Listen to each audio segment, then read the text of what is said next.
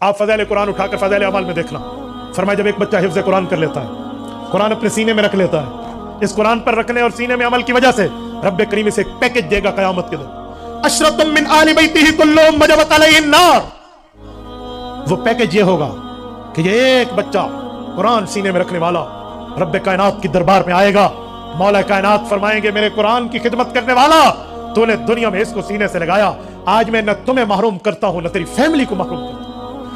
अशरतुम मिन अहली बैतिही, जा अपने खानदान में से उन 10 बंदों को ले आ, कुल्लुहुम वजबत अलैहिन नार, जिनके लिए डिसीजन हो चुका है, लिख लिया गया है, फैसला हो चुका है कि ये जहन्नमी होंगे, तू उन्हें लेकर आएगा, मैं उन्हें जन्नत में दाखिल करूंगा। ये है हाफिज कुरान, ये हमारा सिफारिशी है।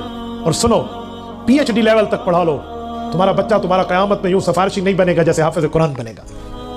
ये सिफारिशी है, ये तुम्हें बख्शवाने वाले हैं।